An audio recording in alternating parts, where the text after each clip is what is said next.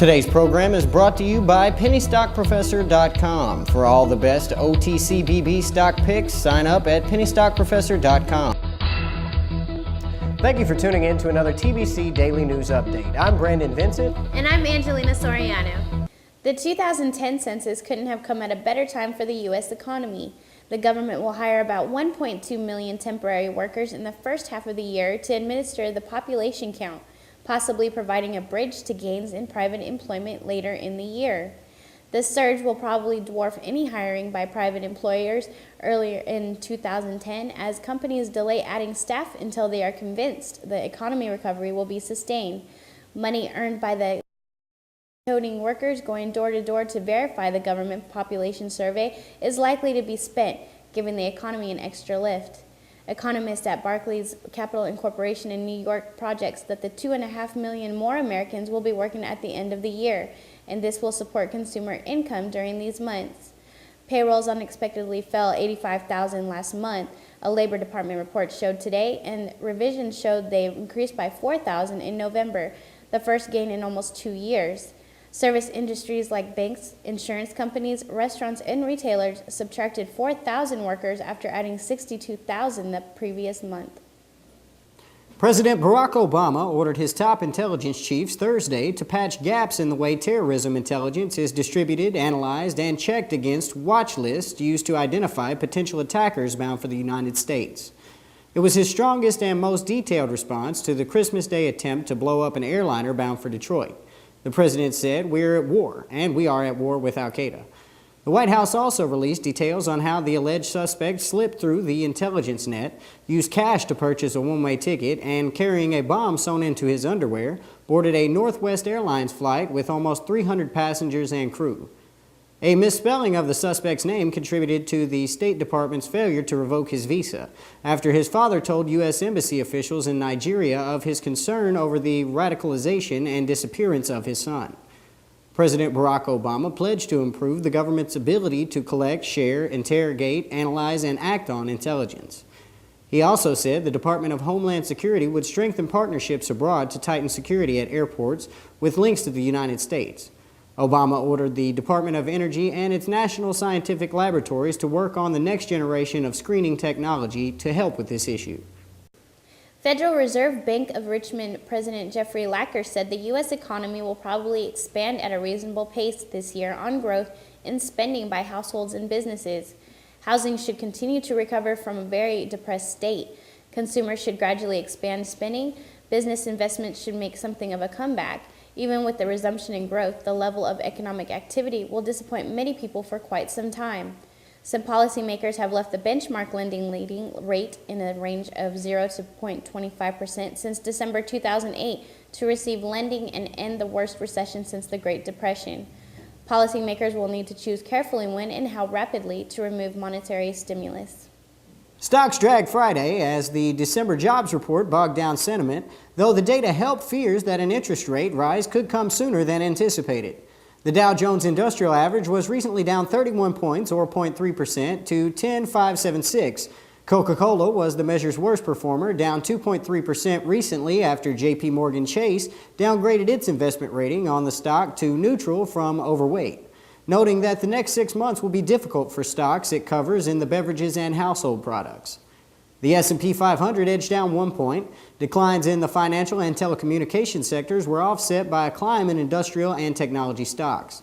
The tech-focused NASDAQ was a bright spot, up 0.5%. It was helped by a 1.2% gain in Google after the internet search giant applied for approval from the U.S. Federal Energy Regulatory Commission to buy and sell power in bulk amounts. This potential could end up putting Google in the electricity trading market. Investors largely took in stride the Labor Department's Friday report that the U.S. non-farm payrolls fell by a larger than expected $85,000 last month. The government also revised upward that earlier data showing that jobs increased by $4,000 in November, the first gain in almost 2 years. The unemployment rate remained at 10%. Today's OTCBB Top 10 Volume Trading Companies as of noon are as followed. Greenshift Corporation, GERS, with 158 million shares. Cord Blood America Incorporated, CBAI, with 102 million shares. Cyberlux Corporation, CYBL, with 59 million shares. IDO Securities Incorporated, IDOI, with 51 million shares. Neo Media Technologies Incorporated, NEOM, with 49 million shares. Medifile International Incorporated, MDFI, with 37 million shares. Unico Incorporated, UNCO, with 31 million shares. Wellstar International Incorporated, WLSI, with 30 million shares. Golden Eagle International Incorporated, MYNG, with 26 million shares. And Zevatech Incorporated, ZVTK, with 24 million shares. In fashion news, Yasmin Laban, one of the world's original supermodels married to Duran Duran's Simon Laban and mother of 3, has not only put her name to British high street chain walls, but has designed and created an exclusive collection for them.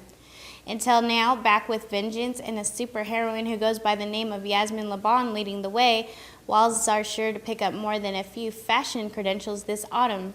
Yasmin's collection of clothing and jewelry is a true reflection of herself, as her inspiration derives from her Persian roots and her very own wardrobe.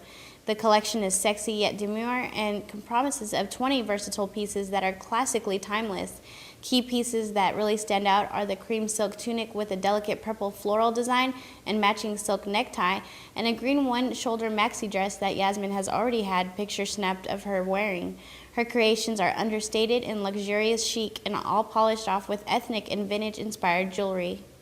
The United States unexpectedly lost 85,000 jobs in December, supporting Federal Reserve forecasts that labor market recovery will take time and making it more likely that interest rates will stay near zero for the next 6 months. Payrolls fell last month after a revision showed a gain of $4,000 in November, the first in almost 2 years.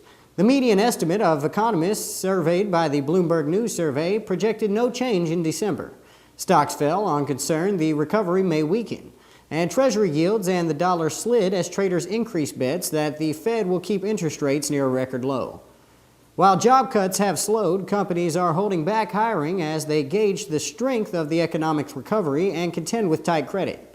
Monthly payroll losses accelerated after the collapse of Lehman Brothers Holdings Incorporated in 2008 in September and peaked at $741,000 in January of 2009. Payrolls were forecast to be unchanged, according to the median estimate of 76 economics surveyed by Bloomberg News. Estimates range from a decrease of $100,000 to a gain of $85,000. In green news today, the company Solar Technology International are making freeloader solar charging products, and they're making their way from the UK to the US. We first heard about the product line in 2007 when the chargers were released in the UK. Now the product line is more stylish and powerful than ever. We'll be able to buy them here in the United States starting next week. The Freeloader Pico is a small charger meant for small devices. The company states that it will take about 10 hours to charge to full and about 30 minutes to deliver its power to handheld devices, supplying enough energy to give a mobile phone 35 hours of power, an iPod 14 hours, or a GPS unit an hour and a half of power. It comes with 4 connection tips, a master cable, and can be charged via USB for faster portable power. For extra powerful charging, there's the Freeloader Pro. It can charge in up to 7 to 9 hours of direct sunlight, and it can also charge up higher 9.5 volt devices like portable DVD players and digital camera batteries. The Freeloader Pro comes with a cam caddy and accepts virtually every type of camera battery. This is fantastic improvement to the solar chargers, making them more practical for taking along on vacations and off-grid trips, or of course at home. An even more impressive move for the Freeloader products is if your battery wears down, the Solar Power International will take back the unit and replace the battery for about $13, as well as recycle your old battery. Thank you for tuning in to another TBC Daily News Update. I'm Brandon Vincent. And I'm Angelina Soriano.